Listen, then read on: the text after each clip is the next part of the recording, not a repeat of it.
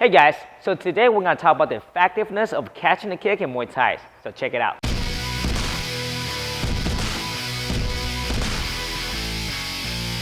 So there's a lot of saying that sometimes when people post a video or you see a video online when people do Muay Thai, when they catch a kick, you can kind of scroll through the comment section seeing a lot of people saying, if you catch a kick to the ribs directly, you might potentially fracture or break your rib, right?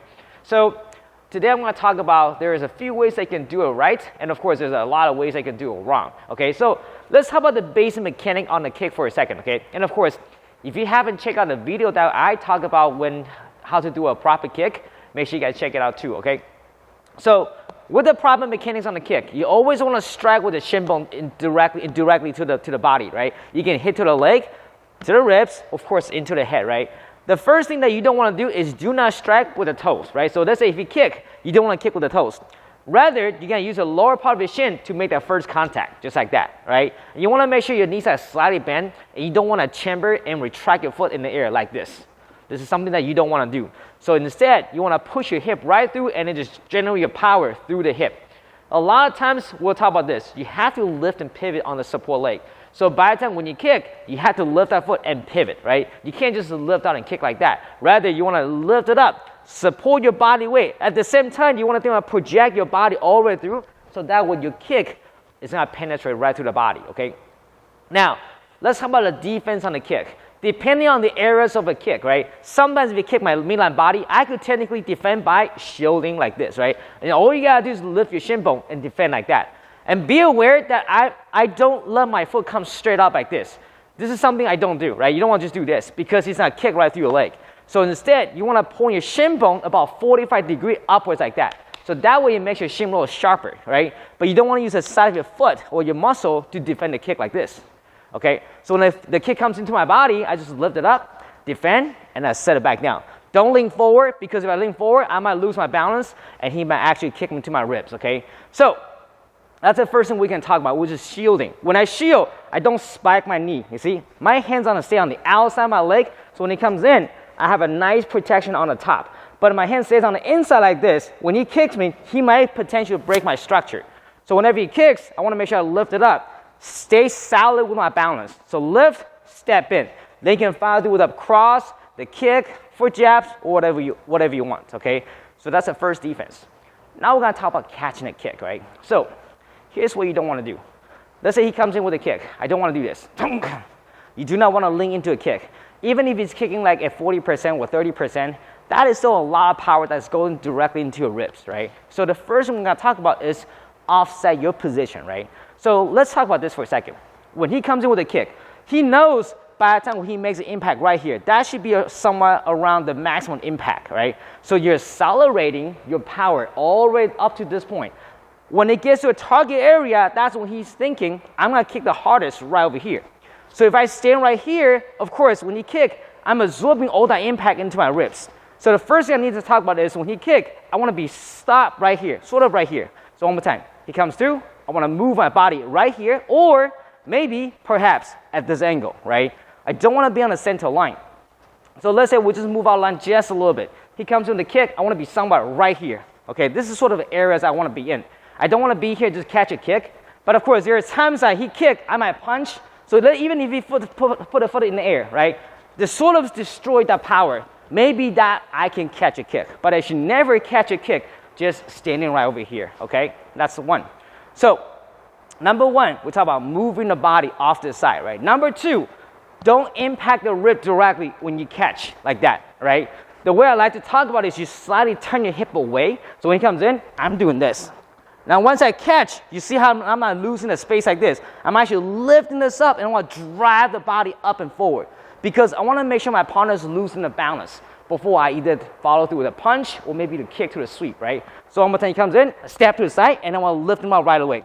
I want to make sure I'm seeing him hopping, right? If he's not hopping, that means I'm not breaking his balance, which means he can tend to grab and clench, or maybe he can push me out with a foot. So number two, when I catch, I turn my hip like this. At the same time, I'm going to stab away and catch and lift it up. Once I lift it up, I can either sweep that leg or I drop the hand for the punch. Now, for a safer reason that sometimes I'll do this way, I'll tap like this with my elbow. The same time I take my support hand and tap on the shin bone, right? Now I still want to do this with the number one motion, which is I'm gonna move, and then I catch. Then from there you can toss with your punch or your kick, right? That's sort of a safer position or a safer technique where I'm just taking this shot with a tap and then lift it up. In slow motion, watch my hand. My rear hand's gonna tap a shin and I still step away and catch. Still, you don't want to just do this and link into it because you're gonna take all the impact into your ribs, okay? So I'm gonna change angle so you can sort of see that from the back angle. So he comes in, I step, and I catch and lift. And from there, you can just kick the support leg, sweep, or punch. The follow through, it doesn't really matter. It's personal, it's up to you guys. If you guys like to sweep, a lot of time we'll do this, we'll punch, bam, you just sweep the leg out, okay? That's one option. So, can you break the rib by catch and kick? Yes and no, right? If I do it wrong like this, yes, you will break your rib. I've seen people fracture a rib. I have technically fractured my rib before from a kick in the knee. So I know that if I just take the impact like this directly, yes, it's not fun. So you want to think about minimize the impact. And it's still going to have some sort of impact on your body, but you want to minimize the damage, right? So the first thing we talk about is you move your body off to the side, like that, catch, and lift the body up. Number two, if you would prefer to save a motion, you will tap the shin bone and lift it up like that. That's number two. Number three, if you have the timing, if you're good practice, when you kick, you can technically just evade back like that, right? Sometimes you see guys do this, they'll drop the hand, lift it up, and just step back. Or if your footwork is good, you step in with the overhand or a cut kick like that, right? But these techniques require more of a timing, right?